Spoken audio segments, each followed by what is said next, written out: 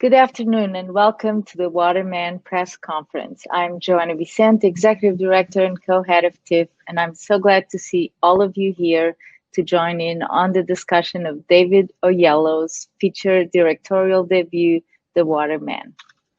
Hi, my name is Cameron Bailey. I'm the Artistic Director and co-head of TIFF. Thanks for joining us. It's day 3 of the festival.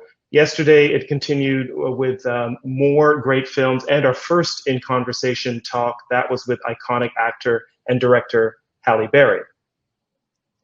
Also yesterday, Halle Berry's Bruise was purchased and found her home at Netflix, where film lovers all over the world will be able to enjoy it. Day 2 of the industry conference featured masterclass sessions with film producer Ted Hope and filmmaker Luca Guadagnino. There's still so much to come on the industry side and so much to be learned. So in addition to watching films, we encourage you to take the time to take in a session or two. Right now, you've got the opportunity to hear from the talented cast of The Waterman, including Rosario Dawson, Lonnie Chavis, Amiah Miller, Alfred Molina, and Maria Bello, as well as the film's star and director, David Oyelowo, and screenwriter, Emma Needell. Warm welcome to all of you. Thanks so much for being here and taking the time and to share your thoughts and experiences on making the film. The Waterman is a beautiful and imaginative film, and we look forward to screening for our audiences for the first time on September 19 on the festival's online platform, Bell Digital Cinema, as well as in person at TIFF Bell Lightbox and the Visa Skyline Drive-In at City View. Today's discussion will be moderated by Matt Mueller. Matt is the editor of Screen International, which is a leading film industry trade magazine, which provides insight and intelligence into the global film industry. Before taking the reins at Screen back in 2015, Matt worked as a freelance film journalist across a number of outlets, including the Sunday Times, The Independent, and IndieWire. And before that, he served as the editor on 2 different UK consumer film titles, Premiere UK and Total Film. Once again, thanks to all of you for being here today. And Matt, over to you. Thank you very much, Cameron and Joanna. I'm delighted to be chairing today's press conference for The Waterman, which is the story of a precocious boy named Gunnar, who, in an effort to help his very sick mother, goes in search of the mysterious waterman of the title, who supposedly has the power to cheat death. Emma Needell's script featured on the 2015 blacklist of best unproduced screenplays, and it's a warm, imaginative, and empathetic family film that harks back to the classic youthful adventures of the 70s and 80s, films like Stand By Me and E.T. And like those films, it doesn't flinch from darker, scarier moments for its younger audience. It also features some strong emotional performances, which is no surprise when you consider who is at the helm of this project, who I will be introducing shortly. Before I introduce our panelists, I would like to remind everyone watching that you can submit questions in the chat room for the in the Q&A section and answer period for the Q&A at the end of the talk. When you do submit questions, please include your name and the name of the outlet that you are sort of writing for. So let me start by introducing the film's director, writer, and main cast, starting with, of course, David Oyelowo, who is a Golden Globe, Emmy, and BAFTA-nominated actor whose many memorable screen credits include Selma, Queen of Katwe, A United Kingdom, Don't Let Go, and the BBC and PBS miniseries adaptation of Les Miserables. He's also a very active producer through his Yoruba Saxon production banner, including on this project, The Waterman, which marks his feature directorial debut. David also stars in the film as the father of the family at the heart of the story, Amos Boone. Welcome, David. Emma Needell is the writer of The Waterman, which is her first produced feature screenplay. Emma has also written and directed 2 short films, worked in the writer's room on Steven Spielberg's Amazing Stories, and has collaborated on projects with Ava DuVernay and Issa Rae. Welcome, Emma. Rosario Dawson stars in The Waterman as Mary Boone, the mother whose terminal cancer diagnosis has prompted her family's move to a small Oregon town. Rosario has been acting in films since she was a teenager, so I'm sure she had some prime advice to share with her young co-stars on set. Her acclaimed career includes starring roles in Unforgettable, Top 5, Rent, 25th Hour, Men in Black 2, and the Sin City franchise. Welcome, Rosario. Lonnie Chavis takes the starring role of Gunnar Boone, the imaginative young boy at the heart of the story, who hears about the local legend of the Waterman and his powers of immortality and sets out on a mission to find him. Lonnie will be known to many of you for his role in TV series This Is Us, and he also has a starring role coming up in the feature film The Boy Behind the Door. Welcome, Lonnie.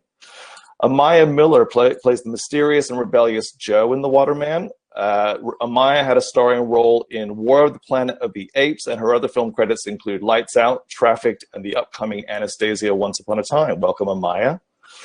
Alfred Molina is an accomplished British stage and screen actor whose multitude of film credits include memorable performances in everything from Raiders of the Lost Ark to Prick Up Your Ears to most recently Promising Young Woman. He plays Jim Bussey in The Waterman, the local man who tells Gunnar all about the local legend and gives him a map he says will help Gunnar find him.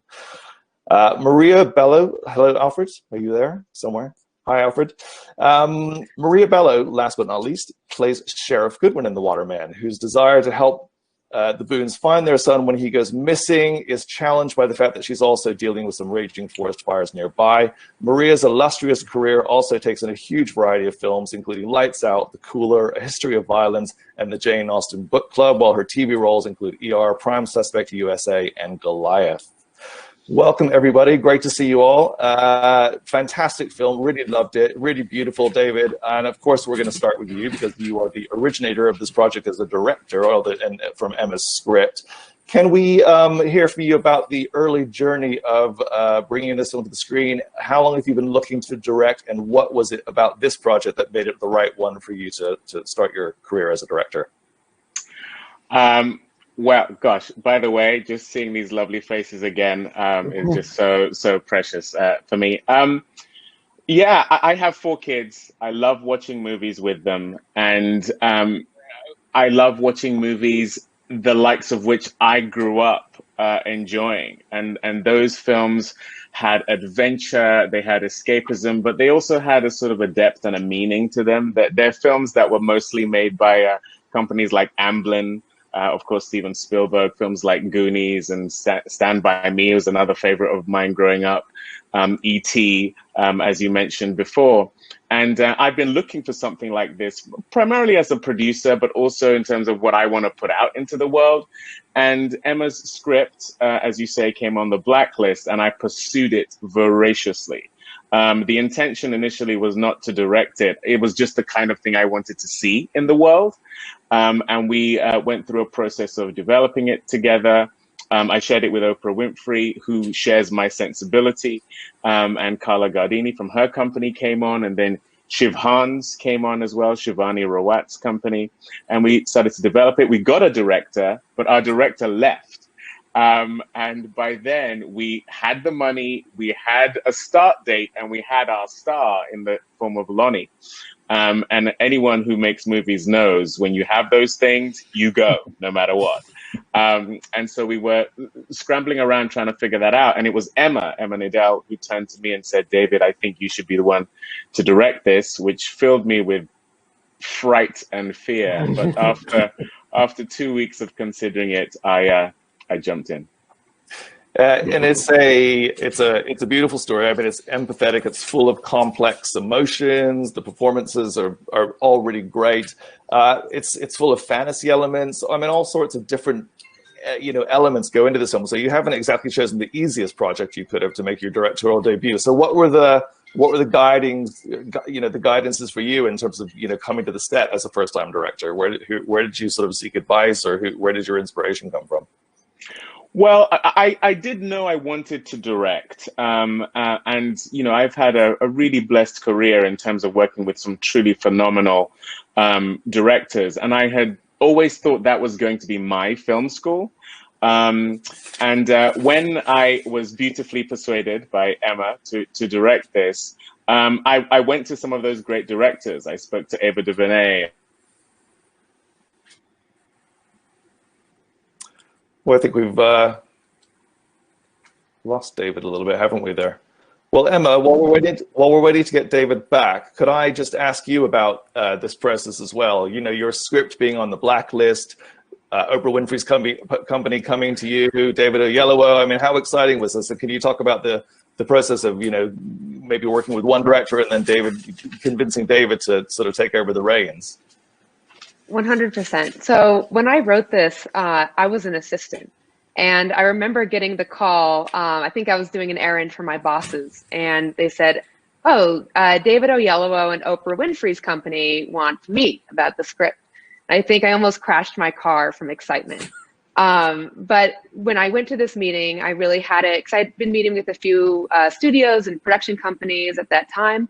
And I was like, okay, hear what they have to say. Don't be swayed by the star power. You want to find the right place for it. And in that first meeting with Carla Gardini and David O, I knew that they had both the passion and the vision, but also the commitment to get it done. They said in the room that day, we promise a few things. Number one, to keep you involved the whole time, which is very rare for a first-time screenwriter. But also, two, we're going to get this made no matter what. And I was sort of like, first of all, David's passion for the story as a father, as a storyteller was clear. But it was also like, okay, if you're going to trust anyone in Hollywood, it's going to be Oprah and her team. So this is probably a good bet. And in terms of the directing, I mean, we had, yeah, as David said, we had another director involved. But I always felt like while the script had a lot of heart, David always had the vision. And at the various homes that the script went to before ultimately landing at Shivhan's, and when I would get nervous, what calmed me down was at least David is involved, because I know with him involved as producer, as actor, it will be good. So it was a clear choice when he signed on to direct, that it was going to be the best movie it could be. David, we lost you a little bit there, so I wanted to Emma, but is there anything that you wanted to continue saying from your previous discussion, or anything you want to add to what Emma's just said there? Well, I have to say her belief in me was just huge. I actually remember the phone call where she said it. I was spitting chips. I was so angry with this director who left the project. And on that call, she said, well, you know what? I'm going to say something now, and I just want you to hear me out. And I was like, we should go and find him? Yeah, I think we should go and find him. And she said, look, you've been by my side developing this for 4 years. I think it should be you. And I have to admit, I cried. I cried on the phone, because I know how much this story meant to Emma. It's based partly on her childhood and her family and her growing up in Montana. And it was something that she had lovingly and beautifully written. I don't know, that vote of confidence was just huge for me. Well, fantastic. Well, I'm going to go to some of your cast now. Rosario, let's start with you. What attracted you to the role of Mary, and how did you find working with David as both an actor and a director? I think what an incredible group of people that I got to create art with. And, and as you continue talking to everyone, you'll just see, like, from the word to just the community that came around it, it's just something really powerful that needed to happen. It was being called out of all of us. It's the kind of story that we need to see more of. As I was watching the movie, I was just feeling the child in me, and all the movies that I'd watched when I was a kid that didn't patronize me, that didn't, segment me to childishness, and not also turning it into what a lot of, it didn't get into fantasy to the point where it just seemed out of reach. There was just something very real and very grounded in it, even though it was an adventure fantasy story. It mirrored a lot of the personal experiences I've been going on with my family. And it just seemed really smart and powerful. And I just felt really grateful to be invited to be on. I think what Emma wrote was really, really, really striking, and captivated everyone from the second they got it into their hands. And the trust that was put into me to be able to articulate this character, to sing, to bring whatever light and joy that I could bring into something so heavy and very real, was just really a gift. And David, is one of the kindest, most present human beings I have ever met in my life. And I can't imagine this not having been him directing it. I think there is such a benefit to having someone who's been a director and a writer and an actor and a producer crafting something as magical and big as this is. And his vision for it was very clear. And, you know, he translated it beautifully to us in the room, every single scene, every single moment. And it was, you know, not surprising at all to see just how beautifully that actually translated to the screen. And I love the trust between the two of you because, you know, as you talk about the different levels of it, you know, Emma and David, of, you know, getting to that point of talking about directing, but, you know, the original script for this was very different from what it ended up being. And all along the way, you can see how that trust was just really there. And it built into something that is really, really precious. And I'm really grateful to be able to share with people now. Lonnie, I'm going to come to you next. Congratulations on a really great performance. The film obviously rides on your shoulders, no pressure there.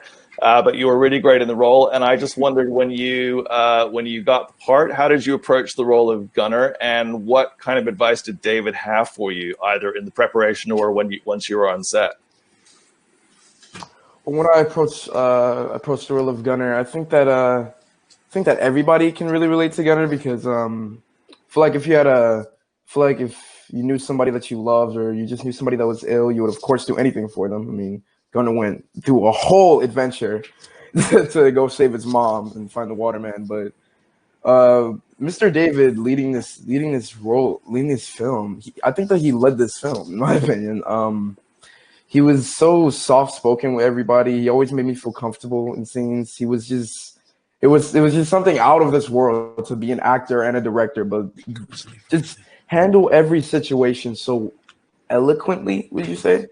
But I mean, I'm speechless when it comes to talking about Mr. David. I mean, he made me feel really comfortable. He always guided me.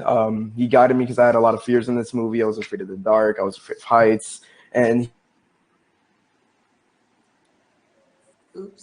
Oops, I think Lonnie's frozen. Oh, no. Oh, no, you're back. There, you're back. Oh, okay. You briefly froze, but carry on. You're back now. You're back. Good? Yeah. Yeah, you're good. You're good. Yeah, but sometimes he would even tell me to take a beat. He would even tell me to take a breather when I'm stressed out of everything. But yeah, I mean, I'm speechless when it comes to talking about him. How was it for you, Amiah? How was the experience for you working with David and also working with your co-star, Lonnie? Well, David is so incredible in every way, and I've learned so much from him that I'm going to take with me for the rest of my life. I remember one of the first scenes that I did, I could not believe how it was his very first time directing. It felt like I was working with a seasoned pro. But yeah, he's so amazing and brilliant and just an all-around lovely person that I feel so fortunate to have gotten to know and to work with. And I'm so blessed that he chose me. And Lonnie, he's so talented and he's like a little brother to me now. I talked about this yesterday, but right after I saw the movie for the first time, I had to text him and tell him how great he was. And I'm just so proud of him and everyone else in this film. You guys are like my family now, so it's cool to see it all come together and come to life.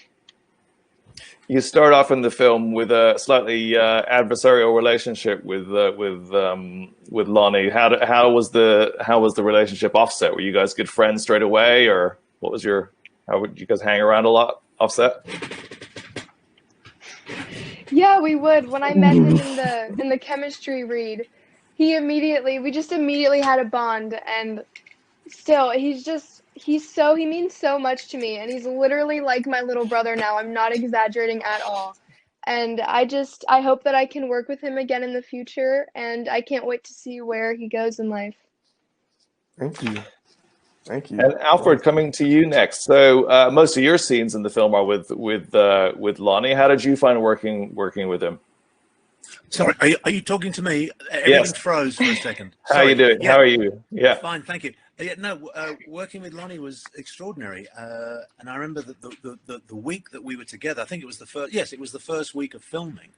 I remember because David brought us together, in a kind of circle, and we talked about, what we were aiming to do, what our, how we were going to approach the movie, and David set the tone. for certainly the week I was there was just absolutely delightful, and everything that people have said about his approach to the moment, you know, how he's, you know, I've never heard, didn't hear him raise his voice once. I didn't hear any sense of panic, or I mean, he may have been panicking on the inside, I don't know, but certainly there was just this wonderful confidence in the material, in the actors he was working with, and that spread. And I think we all felt that. But that first week with Lonnie was extraordinary for me because as I'm getting older, I'm discovering that part of the fun of carrying on working is working with young actors. You know, particularly the actors who are generationally separate, you know, who have like 2 or 3 generations or 4 beyond, you know, and they come with, young actors come with a kind of energy that I think my generation didn't quite have, or at least didn't know how to harness. And so the week with Lonnie was, and he was the only actor I actually worked with directly, apart from one scene with David. And I spent, you know, 3 or 4 days with Lonnie, and it was just wonderful watching him work. And on top of that, he wasn't very well that week. Do you remember Lonnie? I mean, he was like really ill, but he turned up with focus and commitment and energy. You know, he just dealt with it, you know. And I said this in an interview earlier that, you know, I've worked with grown-up actors who wouldn't have tolerated a sniffle, let alone what Lonnie was dealing with. But the whole thing was fantastic, and I think the movie itself has a depth to it. It has a depth and a sense of storytelling that really comes not only from Emma's script, but also from David's experience both as an actor and a director. And I know everyone's talking about, I don't know if I can mention this, David, I hope you don't mind, but everyone talks about his directorial debut. But in fact, he directed a short a few years ago, which I was very happy to be in. And that even then, you know, it was obvious that he was a storyteller, and he had a great gift for storytelling, and it all comes from his approach to life. It comes from his approach to his family, his friends, the industry, and I think that, you know, the whole thing made it a kind of, it was beyond making just a movie. It had something to do with being with family somehow, you know, and that was that's the thing I've taken away with it, and I think it shows on screen. It's all on screen. It's not just like, oh, we had a great time, but we made a crap movie. You know, we had a great time, and we've made, I think, a wonderful movie has been made. Thanks, Alfred. And Maria, coming to you next. How was the experience for you? I'm sure you've worked with a number of first-time directors in your career, first-time feature filmmakers. How did David compare to some of the other ones that you've worked with in the past? David was just, incredible. I met him at Sundance the year before, and I'd been such a fan of his work as an actor, and we started chatting, and he's just a good human, man. And he told me about the film that he was doing, and I said, hey, I have off in May. I have 2 months off. Like, if you want me to do a little part, if it could help, like, I'm happy to do it. I want to come play with you. And he was like, really? Like, I just want to I want to work with great artists that are good humans, that are putting good shit in the world, honestly. And he was that human, and he is that human. And every step of the way, I was only there for about a week, I want to say, but what everyone's been saying, you know, his presence, he had such a certainty about what he wanted, but there was freedom within that to find other things, and I'm really pleased. And I'm also very pleased to be back at TIFF. I know it's very strange times, very different. I've been to TIFF many times, like all of you, over the last 20 years, and congratulations for continuing it this year. For me, even sitting here today, looking at all of you, you know, artists, actors, collaborating with you all, knowing that, you know, we will succeed no matter what in this world, in this country, to tell hopeful, good stories. I just feel thrilled to be a part of this. Thank you. Yeah, absolutely. And wherever you shot looked absolutely gorgeous. So maybe you could just tell me a little bit about shooting in Oregon. What was it like being there, for anyone who wants to sort of discuss this, because it looks just like an amazing place. And the food was great. Was it good? Wow. Food was amazing. We can talk about Rosario's ability to eat. By the way, I mean, anyone who sees the film, there's a scene at the beginning of the film where Lonnie and Rosario we all are eating Chinese food, and one of the things you learn early on in your career is that if you have an eating scene, you eat very small bites because you can do multitude so many takes, and you don't. Rosario has a bottomless pit for it was I don't vegan. understand. It was delicious, and I hate seeing scenes in movies where people are shuffling their food around. That's not real life. And also for my character, I wanted to show that progression, because there's another scene that happens later at that same exact table, and she's got food placed in front of her and she's not touching it because she's in a different stage of her illness, and nausea and just being able to eat and all of that is just not as much of a good reality anymore. And I really liked being able to show that contrast, and just that sense of family and progression. But yeah, no, I mean, I still ate lunch that day, if I remember. Yeah. She did that scene, went to lunch, had a full lunch, and came back and continued to. I mean, it is world class. I don't like wasting food, but it's beautiful.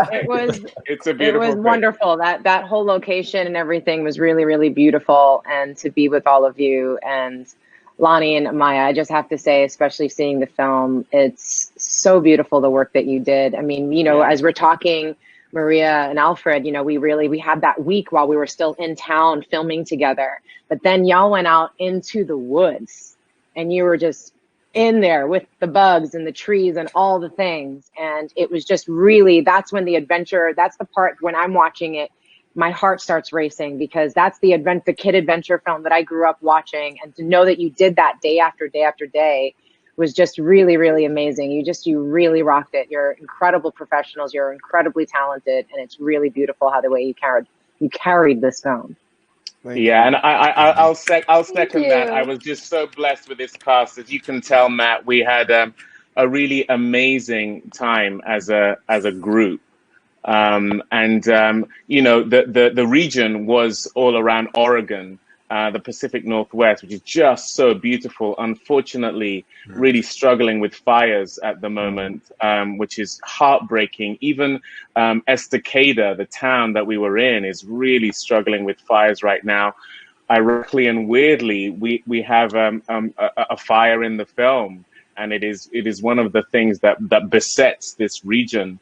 But we were so beautifully welcomed, and I was looking for terrain that would not need to have magic projected onto it. It would already feel magical, because that's what I felt growing up. There were things that I deemed magical then that as you get older and a bit more jaded, the magic begins to erode. And one of the themes I had for the film was seeing this film through the eyes of a child, and then seeing the world through the eyes of grown. Oh, we lost David again, right in the middle of these great thoughts. That's happened again. I am going to switch over now until we get David back. I'm just going to switch over to some of the reader questions we have. Is this David back? Are you back, David? No, not yet. And I have one here for Lonnie from Andrea Case at CTV News Toronto. Good afternoon, Lonnie. In June, you wrote an emotional essay on dealing with racism and so much more. It brought me and so many others all over the world to tears. I want to send you my support and ask you how you're doing and how does this work and how this film helped you keep on going on. Well, I'm fine, by the way. Good afternoon. And, I think that, this is talking about the letter, right? The letter, that's right, yeah. The letter that I wrote that after watching the sad tragedy of George Floyd, and my mom wanted to discuss with me, but I really didn't know how I felt. I felt like I was numb at the time. It was a hard time for me and my mom. I feel like it was a hard time for really anybody of color, but I wrote that just to discuss my feelings to my mom, because I didn't really know how to express them through talking. I feel like writing is better, and I feel like this film helped me in a way, because I can relate to Gunner. I mean, when I feel like any black kid will relate to Gunner. I mean, this is what I want black kids to see. When they look at this movie, I want them to see a representation of them in Gunner. Because if I look at Gunner, I can see me. If I look at that family in the movie, I can see me and my mom and my dad. And I really feel like I really just want every black kid and every family of color to really relate to this movie a lot, because representation is important. Absolutely. Well, thank you very much for that. David, we have you back now. You vanish in the middle of these amazing thoughts, and then so I go to the next question. But I do have a reader's question for you from Rachel West at Entertainment Tonight Canada. What did you learn about yourself through this entire experience? Oh gosh, well, I learned about the power of relying on others. One of the great pieces of advice I got from so many directors was hire great people and get out of the way. And this cast, the crew I had, it being my debut as a feature director, I learned trust because I had a vision, but I was working with people who were elevating my vision, and I found out in the middle of this process that the letting go was letting it become more than I had even envisaged. And I have actually watched other directors hold on so tightly to their vision that they weren't releasing people and releasing the project into something that transcends them. And so I learned letting go. I learned trust, and I learned the joy of that. As an actor, you are sort of trying to manufacture this role, this performance that you hope is going to work within the movie. But directing was actually the opposite of what I thought it would be. I thought it was going to be me sort of wielding this ship and making it sort of submit to my will. And it was actually letting go was a far more effective way to approach it. David, I have another question for you from Russell Nelson. Why do you think fantasy is so often such a powerful vehicle for exploring difficult, real subject matter? And that's from Russell at Red Carpet News TV. Oh, I think that's a great question. I think it's because you have the opportunity to approach the story through the eyes of a child. And that's the point I was making before I glitched out, is that, juxtaposing the world and struggle through the eyes of a child, and then how we approach it as a grown-up, it sort of makes it more palatable, and it reminds us, I think, of what is actually important. For me, the waterman, the figure in the film, signifies hope. But what Gunner has to learn is, what is your hope going to be in? Is it going to be in something you are grasping for, or something that you have around you and you're taking for granted? He has love around him. He has his parents with him. He has security. But of course, in a bid to hold on to things, his hope is further away. The grass is kind of greener in a sense. And to approach that through the eyes of a child, I think enables grown-ups to reconnect with the truth of what is through the eyes of a child who is discovering it in real time. Can I just say, I'm just so impressed with the balance of this film. As you talk about that you're giving it away, but also there's so much, again, from that original script that shifted, including even Maria Bello's character that was written originally as a man, Amiah's character that was originally written as another young boy.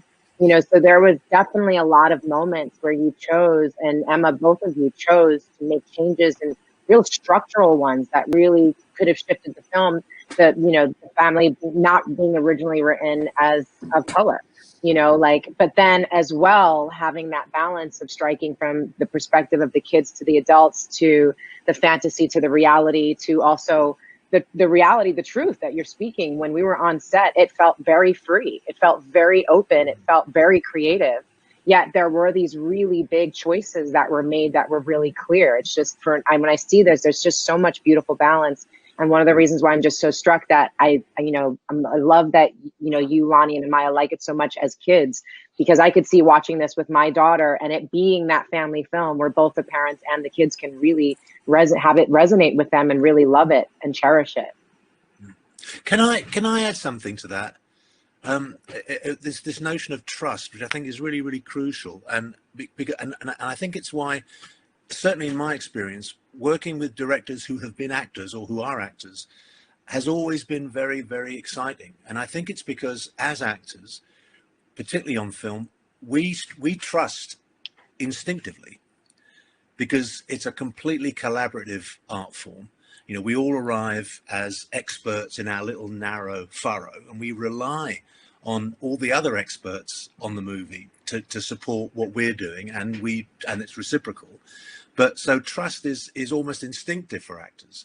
You know, you're looking straight into the eyes of another actor, and whatever they do, it has a huge impact on you, and vice versa. And I think I think what David brought to the film as a director is something that he has instinctively as a performer, and I think we all benefited from that. Sure. Yeah. Emma, can I just ask you to follow up on the elements of fantasy in the script and what that meant to you in terms of the story that you wanted to tell? You know, how that related to your own sort of experience and what you brought to the script from that sort of perspective. 100%. Yeah. So nature for me has always held the unknown.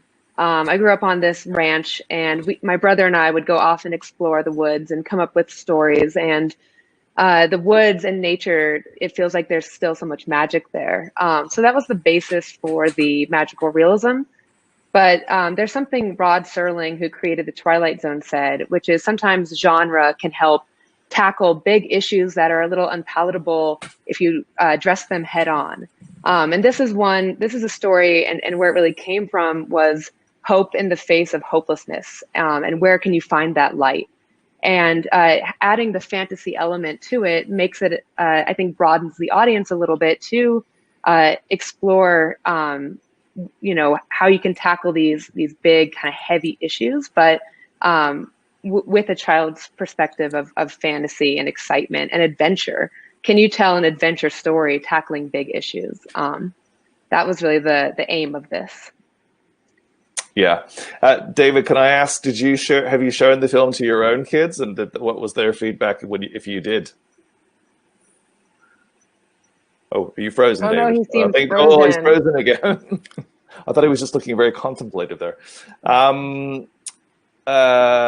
know his family was very involved, though. I mean, his wife, who's also in the film and plays the librarian, you know, the song that I sing to Gunnar is actually a song she wrote for one of their sons.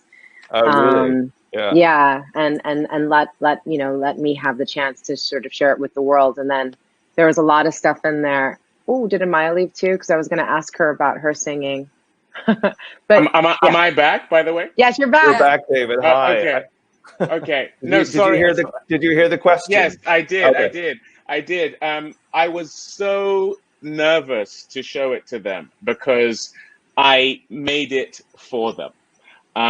You know, I have 3 sons, and I know what it is to have a loving relationship with your children, but also to have these periods where you're trying to navigate as they are growing and as you are trying to guide them, and sometimes getting it wrong, you know, which is something that plays out in this film. And Rosario mentioned earlier about us changing Amiah's character from being a boy to a girl. And that's because I have a daughter as well. And I want her to be represented in anything and everything I do, especially when it comes to children. I want her to see that she can lead. She can lead a boy through the forest. She can be vulnerable as well. She can have an arc of transformation. She doesn't need to be an addendum or an appendage, but she can be someone who's front and center. I want that represented in the work I do. And so this was a film, you know, Queen of Katwe, I made for my daughter specifically. This one I made for my sons, in terms of that sort of journey.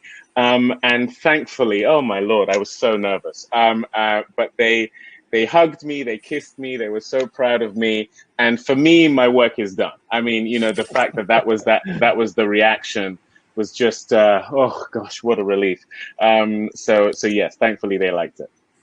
Good. And could you talk a little bit, Rosario mentioned the fact that I think 1 or 2 songs in the film were written by your wife, Jessica. Is that right? Yes, the song that Rosario sings to Lonnie in the first act of the film was actually a lullaby she wrote for our second son, who would, had this period of having nightmares, and she wrote this song for him that Rosario sings beautifully in the film. And then the end credit song is actually written by both my eldest son and my wife, and they both sing the song. My son produced the song, so it was very much a family affair. Oh, lovely. Rosario, you were going to ask the question to Amiah, weren't you? Oh yeah, when watching the film, was that you singing as well, the Waterman song? It was. That was one of my favorite parts. It was very challenging for me because I love to sing, but only to myself. So I definitely went out of my comfort zone, but I love it. I think it added the perfect touch to the film. Mm-hmm. David, I'd also like to ask you about the visuals, because I thought it was beautifully shot, and it was the colors were so vibrant and dynamic. I mean, you made everything look so beautiful. And I think your cinematographer is both Canadian, but has also worked on a number of superhero movies, right? I mean, Captain Marvel and things like that. So I just wonder how you came to hire him and what kind of look you were going for, because it's very striking, the film. Yeah, Matt Lloyd did a phenomenal job with this film, our cinematographer. So many people who came to this film came at it because they love the script, but because of their personal experience as well. My editor, Blue, and Matt, and myself, we had both had challenges with our mothers who have now passed away, and watched them go through illness. And that was the point of connection for us, navigating that. And my work with Matt was one of those points of trust. I knew what I wanted. I knew that I wanted something that was vibrant. I wanted to see African colors in there because I want to see myself represented. I wanted to make a film for my 12-year-old self. And so you see that in the fabrics that Rosario wears. You see that in the colors in the house. You see that in the vibrancy of this young boy moving through the forest. I wanted to see a young Black boy transcendent as he moved through nature. And these were all sort of things I expressed that Matt brought to life. That my production designer brought to life, that Nadine, my costume designer, brought to life. And it was that thing also of the intersection of magic and reality, and how do you actually get to that? And I didn't want to rely on VFX to do that. And you're right, Matt had done a bunch of superhero movies, but in a way, this was a relief for him to get to do something sort of far more homemade. And as you can see from this cast, the way Maria came into it, Rosario, who I met at an awards show, and I went, please be in my movie, and she said yes. The Fred I've done 4 films with. It was very homemade, this thing, and very lovingly made, and that is something that sort of permeated the whole thing. And you see that in the film. It's sort of a manifestation of our communal imagination. Literally from like the first frame, as soon as I started watching it, I just was cheering. Because it was so vivid and it was so bold, and it's everything that you love about a kid's adventure movie, where it's just vibrant and like intense, and it captured the imagination immediately. It made me trust the movie, that it was going to be everything stylishly and all storytelling, casting, everything that you wanted it to be. It just felt bold and powerful, and from the second it started, you're like, oh, this is going to be great. Like you can't make something that bold and vibrant and then have something lackluster in the storytelling. Like, from the get, like, this is something to sit back, have some popcorn, and enjoy with your family. Absolutely. And David, it's very exciting. Obviously, Toronto audiences get to see it. I mean, either digitally or in cinemas as well. Do you know what the journey is beyond Toronto for the film? I mean, do you have a distributor in the US yet? What's the next step for the film? Yeah, we don't have a distributor yet, and that's obviously something we're hopeful for. I think for me, my dream is just someone who is going to treat it as lovingly as this group has treated it. It's one of the tough things about making movies is that and Shiv Hans, I have to give them props. I have to give Shivani Rawat, Monica Levinson, Carla Gardini, Oprah Winfrey, these amazing women who just surrounded me and enabled me to make the film I had in my head. And that was one of the other things that a lot of directors said to me. That's the only thing you can control is the film that you're going to make. What happens beyond it, you can't control that really.